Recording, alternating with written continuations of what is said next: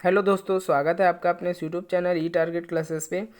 जितने भी स्टूडेंट हैं कंपटीशन की तैयारी कर रहे हैं उन सबके लिए एक अच्छी न्यूज़ है कि छत्तीसगढ़ लोक सेवा आयोग द्वारा छत्तीसगढ़ वन विभाग के लिए विज्ञापन जारी कर दिया गया है।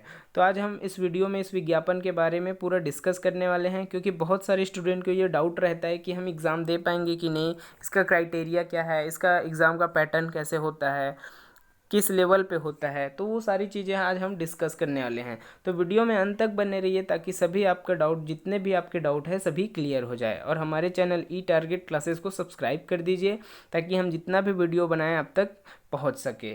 तो चलिए स्टार्ट करते हैं। इसका सबसे पहले देखते हैं कि इसका नोटिफिकेशन कब जारी किया गया था।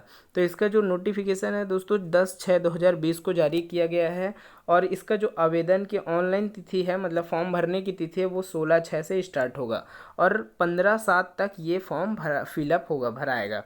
तो आप ध्यान में रखिए, एक महीने मतलब इन दोनों के बीच एक महीने का टाइम मिला है। 16/6 से फॉर्म भराएगा और 15/7 तक फॉर्म भराएगा। इसका इम्पोर्टेंट है कि इसका जो रिटर्न एग्ज़ाम का जो डेट है वो कब है, तो 20 सितंबर को इसका एग्ज़ाम होगा।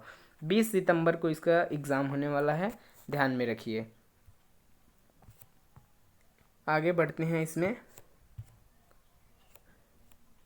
इसका जो इसमें जितने भी पोस्ट है वो एक सहायक वन संरक्षक का पोस्ट है और एक वन क्षेत्रपाल का पोस्ट है। तो टोटल जो नंबर ऑफ पोस्ट है वो दोस्तों 178 पोस्ट है। 178 पोस्ट है। और इसमें सहायक वन संरक्षक मतलब ACF का पोस्ट है, जिसको असिस्टेंट कंजर्वेटर ऑफ फॉरेस्ट बोलते हैं, और एक वन क्षेत्रपाल का है जिसको फॉरेस्ट रेंजर बोलते हैं।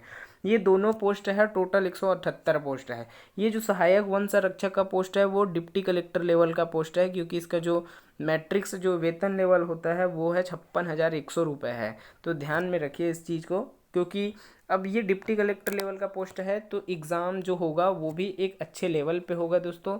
तो आपको जो तैयारी है वो बहुत अच्छे लेवल पे ही करना पड़ेगा। चलिए जानते हैं इसका जो शैक्षणिक योग्यता है वो क्या है। इसमें शैक्षणिक योग्यता देखते हैं। इसमें जो आवश्यक शैक्षणिक योग्यता, तो इसमें सहायक वन संरक्षक और वन क्षेत्रपाल दोनों के लिए ही एक साथ इसमें दिया गया है। तो इसको देखते हैं। इसमें सबसे पहले लिखा हुआ है कि निम्नलिखित विषयों अर्थात जीव विज्ञान, भौतिक विज्ञान, रसायन विज्ञान कम से कम एक में हायर सेकेंडरी मतलब होता है 12th। तो जो 12th का एग्ज़ाम है वो आप इन तीनों में से, जैसे जीव विज्ञान, भौतिक, रसायन, ये सब में किसी भी विषय में उत्तीर्ण होना आवश्यक है आपको। सेकेंड चीज है मान्यता प्राप्त विश्वविद्यालय से निम्नलिखित विषयों जैसे कृषि, वनस्पति शास्त्र, कंप्यूटर अनुप्रयोग, पर्यावरण, भौतिकी, पशु विज्ञान, अभियांत्रिकी और तकनीकी के किसी भी शाखा, ये सभी में आपको किसी एक में डिग्री होना आवश्यक है। तो अभियांत्रिकी बोला है, इसका मतलब जितने भी इंजीनियरिंग के स्टूडेंट हैं वो सभी इस एग्ज़ाम को दे सकते हैं। इसमें एक शारीरिक मापदंड भी दिया गया है दोस्तों। शारीरिक मापदंड क्या क्या है उस वो भी डिस्कस देख लेते हैं हम। शारीरिक मापदंड में लिखा हुआ है कि उसका जो ऊंचाई जो है अनारक्षित मतलब UR और OBC, UR और OBC के लिए जो ऊंचाई है वो पुरुष के लिए 163 सेंटीमीटर, 163 सेंटीमीटर मतलब 5.4 फीट आपका जैसे होगा हाइट है, तो आप 163 सेंटीमीटर के लगभग करीब हैं, तो आप एग्ज़ाम दे सकते हैं। और महिलाओं के लिए 150 सेंटीमीटर है। इसमें अनुसूचित जनजाति के लिए देखते हैं तो उसमें उसका जो हाइट है वो 152 सेंटीमीटर लिया गया है और 145 सेंटीमीटर लिया गया है। जो सीना है वो 79 सेंटीमीटर, 74 सेंटीमीटर है। महिला महिलाओं के लिए 74 सेंटीमीटर है। और न्यूनतम सीना जो विस्तार है वो 5 सेंटीमीटर फूलना चाहिए। इसमें शारीरिक क्षमता परीक्षण भी दिया है कि 26 किलोमीटर आपको 4 घंटे में चलने का योग्यता होना चाहिए। चलिए देखते हैं इसके आगे और इसमें क्या क्या लिखा हुआ है। इसमें दोस्तों निर्धारित आयु सीमा भी दिया है। तो आयु सीमा 1/1/2020 को आपको 21 वर्ष कंप्लीट हो जाना चाहिए। 21 वर्ष आपका कंप्लीट हो गया 1/1/2020 को, तो आप एग्ज़ाम दे सकते हैं। और कम से कम 21 वर्ष तथा 30 वर्ष से अधिक ना हो। परंतु जो छत्तीसगढ़ के स्थानीय निवासी है उनके लिए ये जो आयु सीमा है वो 30 वर्ष के स्थान पर 40 वर्ष होगी। ओनली छत्तीसगढ़ के जो स्टूडेंट है, छत्तीसगढ़ के निवासी है, उनके लिए ही बस ये 40 वर्ष क्राइटेरिया है। बाकी सबके लिए जो है क्राइटेरिया वो 30 वर्ष है। और आगे इसमें देखते हैं कि इसके लिए क्या क्या दिया गया है। अब इसमें बहुत सारी वो है दोस्तों कि जो अन्य पिछड़ा वर्ग है, गैर क्रीमी लेयर है, इन सब के लिए भी अलग अलग क्राइटेरिया भी दिया गया है। इसका जो अगला चीज़ है वो देखते हैं हम कि इसका जो चयन प्रक्रिया है वो कैसे होगा। चयन प्रक्रिया देखिए दोस्तों, इसमें चयन प्रक्रिया में क्या दिया है, इसका जो सिलेक्शन प्रोसेस है वो देखते हैं हम। सिलेक्शन प्रोसेस जो है इसका जो एग्ज़ाम है वो दो पैटर्न में होगा। एक होगा आपको रिटर्न एग्ज़ाम और दूसरा होगा आपका साक्षात्कार मतलब इंटरव्यू। तो जो पहला है लिखित परीक्षा होगा, इसमें लिखित परीक्षा में दो एग्ज़ाम होगा, उसको भी अभी डिस्कस करेंगे। तो ये रिटर्न एग्ज़ाम होगा और एक होगा आपका साक्षात्कार मतलब इंटरव्यू। ये दोनों का जो मार्क्स है वो मिलाया जाएगा और आपका इंटरव्यू का मार्क्स मिलाया जाएगा। इन दोनों के आधार पर एक मेरिट लिस्ट जारी किया जाएगा। उसके हिसाब से जिनका भी चयन होगा उनको डायरेक्ट सेलेक्ट कर लिया जाएगा दोस्तों। इसमें आगे बढ़ते हैं कि इसका जो लिखित परीक्षा है वो कैसे होगा। तो लिखित परीक्षा जो है दो पैटर्न में होगा। लिखित परीक्षा जो है दो भाग में होगा, प्रश्न पत्र 1 और प्रश्न पत्र 2। तो प्रश्न पत्र 1 में है जो है सामान्य अध्ययन भी आएगा और भाषा होगा। भाषा मतलब हिंदी, इंग्लिश और छत्तीसगढ़ी भाषा होगा। उसी में बुद्धिमत्ता परीक्षण भी होगा, मतलब जो मेंटल एबिलिटी बोलते हैं वो होगा। विश्लेषणात्मक क्वेश्चन होगा, तार्किक योग्यता होगा। ये जितने भी क्वेश्चन हैं वो सभी प्रश्न पत्र 1 में होगा। और टोटल जो नंबर ऑफ क्वेश्चंस रहेगा वो 150 रहेगा दोस्तों। ध्यान में रखिए 150 क्वेश्चन है और आपको 2.5 घंटे में सॉल्व करना है। टोटल अंक 30 है, मतलब 150 क्वेश्चन और पर क्वेश्चन 2 नंबर का है, इसलिए टोटल 300 मार्क्स का होगा। एक पेपर जो है 300 मार्क्स का होगा, तो दोनों पेपर मिला के आपको टोटल 600 मार्क्स का होगा। 600 नंबर का टोटल पेपर होगा। सेकेंड पेपर जो है, सेकेंड पेपर में विज्ञान, प्रौद्योगिकी, पर्यावरण, कृषि विज्ञान और वानिकी से संबंधित होगा। तो विज्ञान मतलब साइंस, टेक्नोलॉजी, इन्वायरमेंट, एग्रीकल्चर, ये जितने भी है वो आपका सेकेंड पेपर में होगा।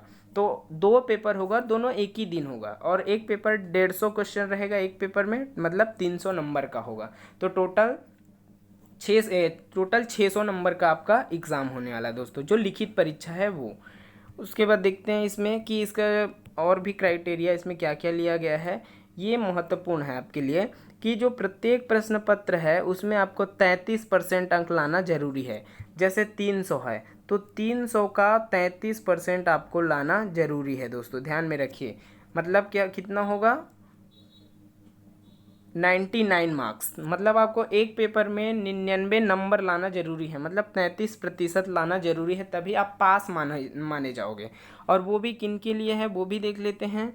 तो ये जो क्राइटेरिया है 33% जो है, 33% जो है अनुसूचित जाति, अनुसूचित जनजाति, 33% जो है, हाँ 33% जो है OBC उसके लिए है, UR के लिए है। और जो 23% है वो अनुसूचित जनजाति, अनुसूचित जाति और अन्य पिछड़ा वर्ग के लिए 23% है।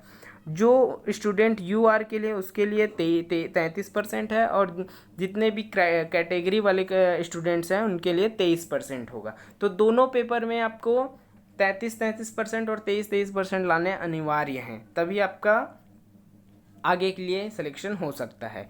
अब देखिए दोस्तों, इसमें एक जो साक्षात्कार है, जो इंटरव्यू है, तो इंटरव्यू के लिए कितने लोग को बुलाएंगे इसमें।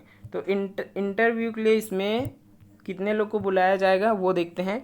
इंटरव्यू के लिए इसमें जितने भी पोस्ट है उसका 3 गुना, जैसे टोटल 178 पोस्ट है तो उसका 3 गुना स्टूडेंट को ही साक्षात्कार के लिए बुलाया जाएगा, ध्यान में रखिए, साक्षात्कार के लिए। और जो इंटरव्यू है वो 75 नंबर का होगा, इसमें कोई भी अर्हकारी न्यूनतम अंक नहीं होंगे।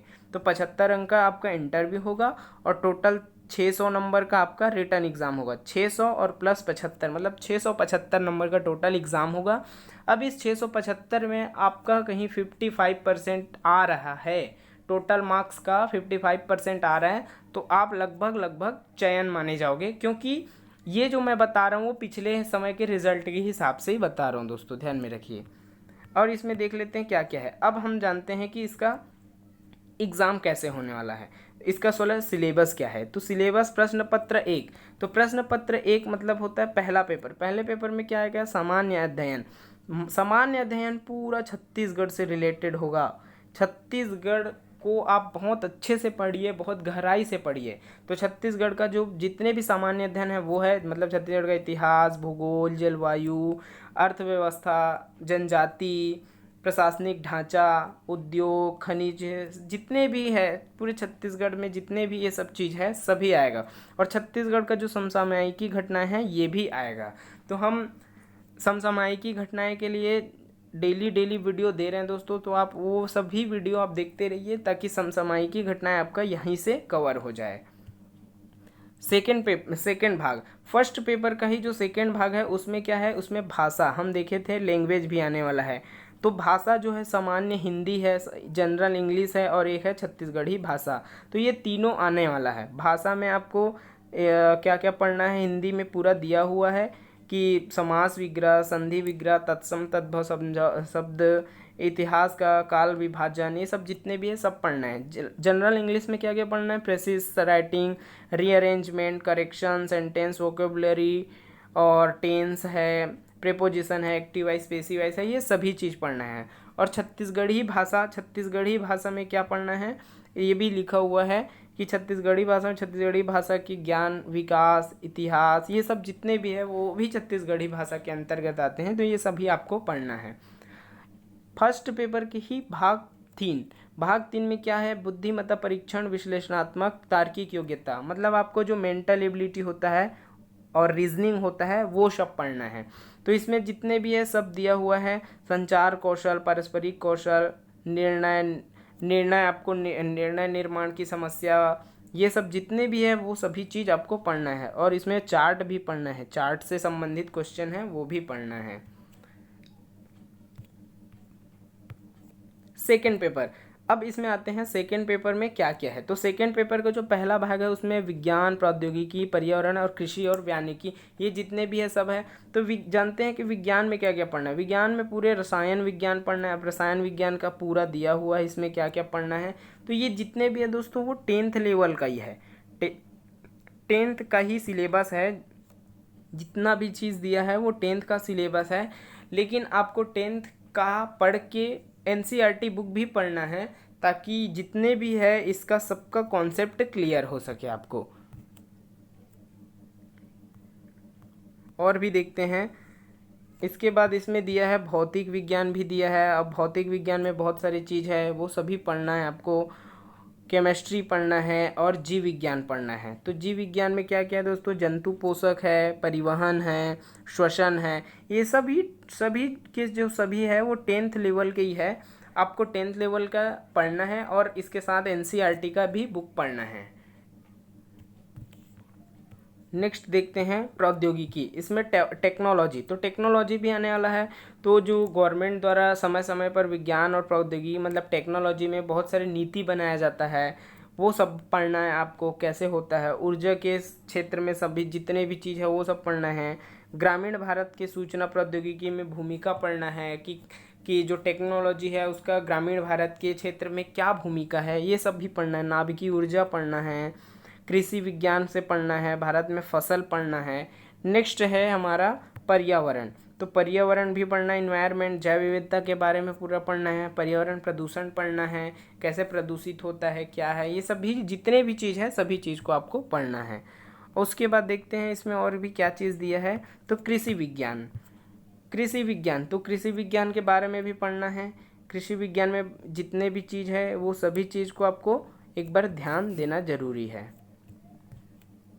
आगे बढ़ते हैं, इसमें और भी देखते हैं कि इसमें क्या क्या है। उसके बाद है वानिकी, तो वानिकी से रिलेटेड, वानिकी मतलब वन से ही रिलेटेड है। जितने भी क्वेश्चन हैं वन से रिलेटेड है। तो वन से रिलेटेड जितना भी है, जैसे सदाबहार वन है, उसका संवर्धन है, वन प्रबंधन है, ट्रायोबायोलॉजी है। तो जितने भी चीज़ है, जितना भी इसमें सिलेबस दिया है सभी सिलेबस को आपको कवर करते हुए पढ़ना है दोस्तों, ध्यान में रखिए। इसको बहुत अच्छे लेवल पे पढ़ाई करना होगा आपको। NCERT का बुक रिफ़र कर सकते हैं आप, NCERT का बुक ले सकते हैं। तो ये बहुत सारी चीज़ इसी NCERT बुक से ही आपको कॉन्सेप्ट क्लियर हो जाएगा, तब ताकि कुछ भी क्वेश्चन आए तो आपसे बन सके। तो वीडियो में बस इतना ही दोस्तों, और वीडियो अच्छा लगे तो ज़्यादा से ज़्यादा शेयर कीजिए, सब्सक्राइब कीजिए और हमारे चैनल को सब्सक्राइब कर दीजिए। धन्यवाद।